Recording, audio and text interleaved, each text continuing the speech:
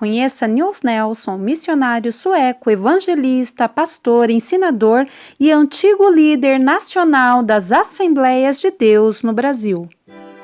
Para quem não me conhece, eu sou a Silvana do canal Diário Pentecostal, especialista em História e Teologia do Protestantismo no Brasil. Se você ainda não é inscrito, se inscreve no canal, deixe seu curtir e compartilhe com seus amigos para que mais gente conheça o canal.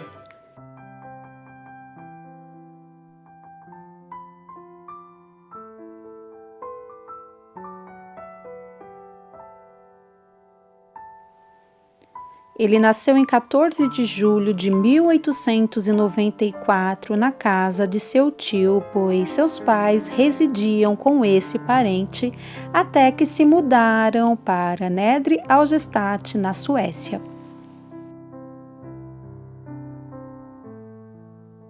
Em dezembro de 1912, o jovem Nils Julius Nelson chegava à cidade norte-americana de Minneapolis, estado de Minnesota, nos Estados Unidos, onde foi recebido pelo seu tio, que era pentecostal. Certa noite, chegou em casa profundamente triste, sem responder os cumprimentos de seus parentes, trancou-se em seu quarto. Estava possuído por uma profunda convicção de seu estado pecaminoso.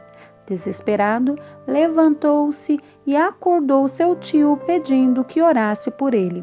Após a leitura da palavra de Deus e oração, Nils Nelson aceitou Jesus como Senhor e Salvador de sua vida. Em 15 de abril de 1915, já frequentando uma igreja pentecostal, a Assembleia de Deus Escandinavas, do pastor Arthur Johnson, foi batizado nas águas. Em 19 de novembro de 1916, foi batizado com o Espírito Santo. No dia 7 de outubro de 1917, aos 23 anos de idade, ele foi consagrado pastor nas Assembleias de Deus Escandinavas nos Estados Unidos da América, Canadá e países estrangeiros. Havendo trabalhado alguns anos na América, sentiu desejo de trabalhar em outros países e sentiu que Deus o queria no Brasil. No dia 21 de março de 1921, desembarcou em Belém do Pará aos 26 anos, vindo dos Estados Unidos, sem vínculo missionário financeiro com nenhuma denominação estrangeira, apenas com a promessa de ofertas de crentes norte-americanos que se comprometeram sustentá-lo durante todo o tempo que estivesse no Brasil. Somente em 1947, após quase 30 anos de trabalho missionário, é que foi reconhecido pela Missão Livre Sueca. No entanto, seu trabalho de evangelização seria considerado mais tarde o alicerce das Assembleias de Deus no norte e nordeste do Brasil. Em 1924, o missionário Gunnar Wingre transferiu-se para o Rio de Janeiro. Em seu lugar, nesta igreja, ficou o irmão Samuel Nistrom. O missionário Nils Nelson aceitou o convite para auxiliá-lo. Cooperou tanto no serviço da igreja como na imprensa. Foram mais de 40 anos de liderança espiritual e administrativa entre as Assembleias de Deus, pregando, visitando, indicando pastores para assumir o trabalho em campos do norte a sul do país, assumindo algumas vezes a direção dos trabalhos. No final de 1925, já havia organizado o trabalho nas ilhas e passado a direção. No mesmo ano do seu casamento, o missionário Gustav Nordlund precisou ir à Suécia e convidou-o novamente para substituí-lo em Porto Alegre enquanto estivesse fora.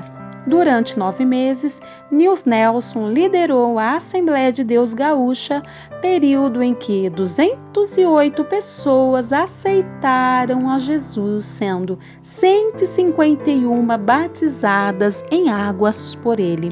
Em seguida, retornou a Belém para dar continuidade ao trabalho ali. Em virtude da transferência do missionário Samuel Nistrom para o Rio de Janeiro em 1930, Nils Nelson assumiu o cargo de pastor-presidente da Assembleia de Deus em Belém do Pará.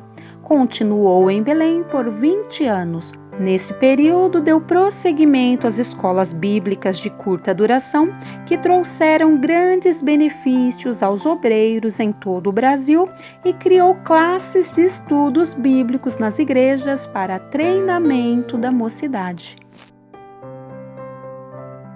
Quando já pastoreava a Assembleia de Deus de Belém por 10 anos, Deus concedeu-lhe uma companheira, a brasileira Lídia Rodrigues, filha de Manuel Maria Rodrigues, um dos 18 crentes batistas que fundaram a Assembleia de Deus em 1911.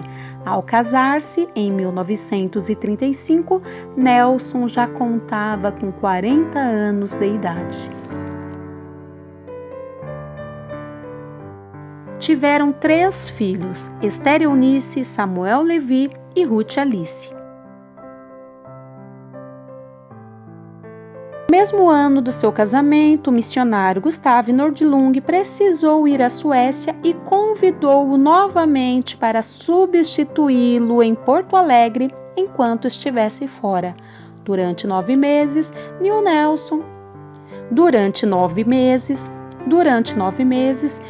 Nelson liderou a Assembleia de Deus Gaúcha, período em que 208 pessoas aceitaram a Jesus, sendo 151 batizadas em águas por ele.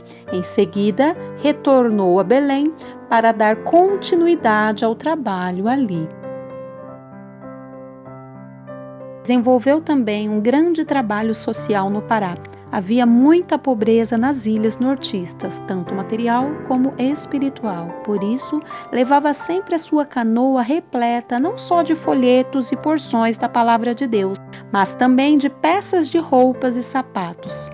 Sempre um grande número de homens, mulheres e crianças esperavam o homem de Deus nas margens dos rios, onde recebiam algo que necessitavam.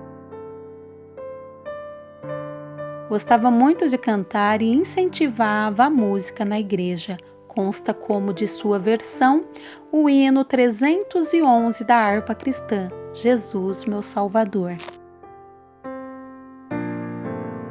Em 1946, foi eleito presidente do Conselho Administrativo da CPAD, tornando-se um incansável propagador dos ideais da Casa Publicadora das Assembleias de Deus. Promoveu a manutenção e o progresso da editora, chegando a visitar os Estados Unidos, Finlândia, Noruega e Suécia, pleiteando ajuda em favor da CPAD.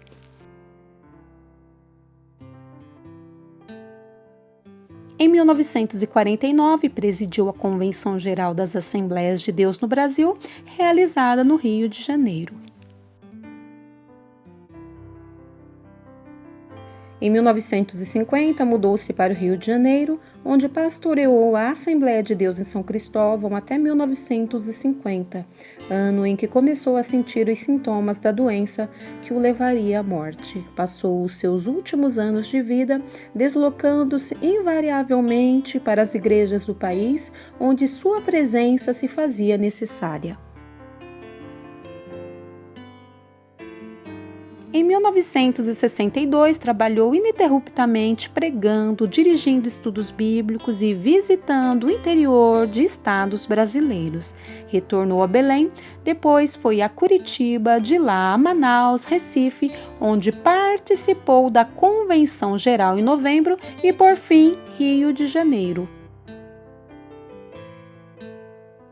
Às 15 horas e 15 minutos do dia 5 de março de 1963, todas as atividades foram suspensas na CPAD devido à notícia do falecimento do chamado Apóstolo da Amazônia. Na madrugada daquele dia, Lídia Nelson ouvira no Hospital Evangélico da Tijuca, no Rio, onde fazia companhia a seu marido, um som de violino a invadir o silêncio dos corredores.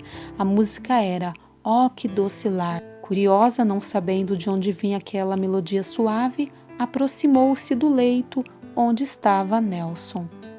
Ele dormia tranquilamente. À tarde, uma multidão acompanhou o seu enterro no cemitério do Caju. O pastor Alcebiades Pereira Vasconcelos, que esteve ao seu lado nos últimos momentos, escreve: "Vi morrer um grande, vi morrer um forte, vi morrer um justo.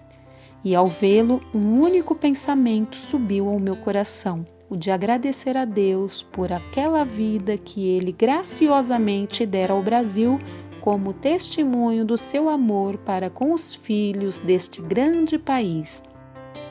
O jornalista Emílio Conde acrescentou: "Foi um sol que nasceu brilhando com muita intensidade e que desapareceu quando chegou o ocaso."